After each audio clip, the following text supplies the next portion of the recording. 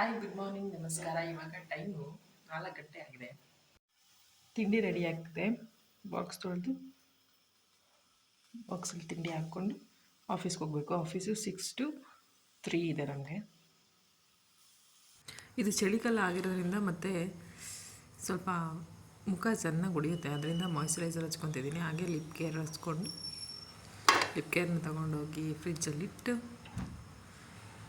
ನಂತರ ತಿಂಡಿ ರೆಡಿಯಾಗಿತ್ತು. ತಿಂಡಿನ ಫ್ಯಾನ್ ಕೆಳಗಡೆ ಇಟ್ಟಿದ್ದೆ. ಸೊ ವಿಸಿಲ್ ಹೋಗಲಿ ಅಂತ ವಿಸಿಲ್ ಹೋಗಿದೆ. ಈಗ ತೆಗೆದ್ಬಿಟ್ಟು ತಿಂಡಿನ ಹಾಕ್ಕೊಂಡು ಆಫೀಸ್ಗೆ ಹೋಗಬೇಕು. ಬೆಳಗ್ಗೆ ಆಫೀಸ್ ಇರೋದು 6 ಗಂಟೆಯಿಂದ ಮಧ್ಯಾಹ್ನ 3 ಗಂಟೆವರೆಗೂ ಇರುತ್ತೆ. ಸೊ ನೋಡಿ, ಇವತ್ತು ಪಲಾವ್ ತಿಂಡಿ ನಮ್ಮ ಮನೇಲಿ. ಸೊ ಅಷ್ಟರಲ್ಲಿ ರೆಡಿಯಾಗೋ ಅಷ್ಟರಲ್ಲಿ 5 ಗಂಟೆ ಆಗಿತ್ತು. ಇವಾಗ ಟೈಮು 5 o'clock. 5 ಗಂಟೆ ಆಗಿದೆ. 5 ನಿಮಿಷ ಮುಂದಿದೆ ನಮ್ಮದು ಗಡಿಯಾರ.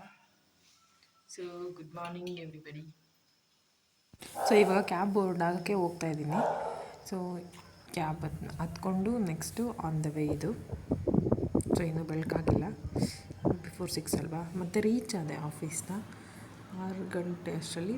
ಬೆಳಗ್ಗೆ ರೀಚ್ ಆಗಿ ಆಫೀಸ್ನ. ಇದು ನಮ್ಮ ಎಂಟ್ರೆನ್ಸಲ್ಲಿ ಡೆಕೋರೇಷನ್ ಮಾಡಿದರು. ಕನ್ನಡ ರಾಜ್ಯೋತ್ಸವ ಇದೆಯಲ್ಲ, ಹಾಗೆ ಕನ್ನಡ ರಾಜ್ಯೋತ್ಸವಕ್ಕೆ ಮತ್ತು ದೀಪಾವಳಿನೂ ಕೂಡ ಇತ್ತು ನಮ್ಮ ಆಫೀಸಲ್ಲಿ. ಸೊ ದೀಪಾವಳಿ ಮತ್ತು ಕನ್ನಡ ರಾಜ್ಯೋತ್ಸವಕ್ಕೆ ಎರಡಕ್ಕೂ ಡೆಕೋರೇಷನ್ ಮಾಡಿದರು. ಈ ಥರ ಡೆಕೋರೇಷನ್ ಇತ್ತು. ಫುಲ್ ಲೈಟಿಂಗ್ಸ್ ಎಲ್ಲ ಹಾಕ್ಬಿಟ್ಟಿದ್ರು. ಕಂಪ್ಲೀಟಾಗಿ ತೊಗೊಳಕ್ಕಾಗಿಲ್ಲ. ಅದಾದಮೇಲೆ 9 ಗಂಟೆ ಹಂಗೆ ನಾವು ಕಾಫಿ ಕುಡಿಯೋಕೆ ಹೋದ್ವಿ. ತಿಂಡಿ ಸ್ವಲ್ಪ ಲೇಟಾಗಿತ್ತು ಅಂತ ಅಂದ್ಬಿಟ್ಟು ಕಾಫಿ ಕುಡ್ದಾದ್ಮೇಲೆ 10 ಗಂಟೆ ಹಂಗೆ ತಿಂಡಿ ತಿನ್ನೋಕ್ಕೆ ಅಂತ ಹೋದ್ವಿ. ನಾವು 5 ಜನ ಇರೋದ್ರಿಂದ ಆಫೀಸ್ ಮಾರ್ನಿಂಗ್ ಶಿಫ್ಟಲ್ಲಿ ಸದ್ಯಕ್ಕೆ 5 ಜನ ಇರೋದ್ರಿಂದ ಸೊ ಒಂದು 4-5 ವೆರೈಟೀಸ್ ಆಫ್ ಫುಡ್ ಸಿಗುತ್ತೆ. ಅಂದರೆ ಒಬ್ಬರು ಒಂದೊಂದು ತಂದಿರ್ತಾರಲ್ವ, ಆದ್ದರಿಂದ ಒಂದು ಸಲ ಒಬ್ಬರು ಇಡ್ಲಿ ತಂದರೆ ಇನ್ನೊಬ್ಬರು ದೋಸೆ ಪರೋಟ, ಚಪಾತಿ ಈ ಥರ ಆಗುತ್ತೆ. ಮತ್ತು ಸಂಜೆ ಆಫೀಸ್ ಮುಗಿಸ್ಕೊಂಡು ನಾನು ಮನೆಗೆ ಬಂದು ಒಂದು ಬನಾನ ತಿಂದು ಸಂಜೆ ಹಸುವಾಗಿತ್ತು.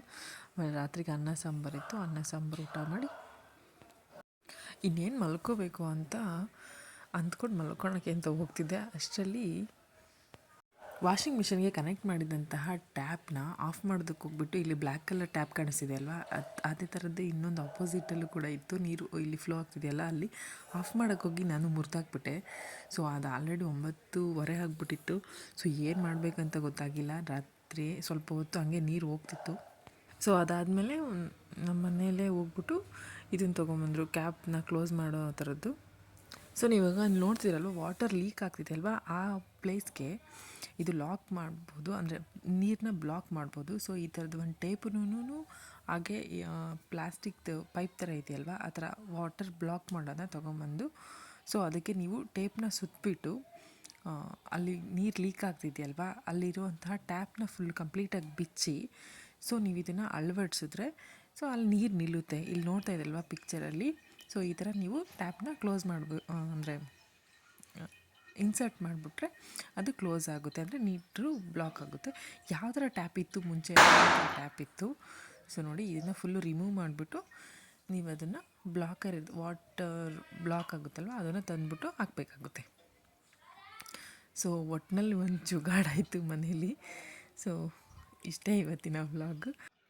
Thanks for watching my video. Please subscribe ಮಾಡೋದನ್ನ ಮರಿಬೇಡಿ. Thank you so much. Bye.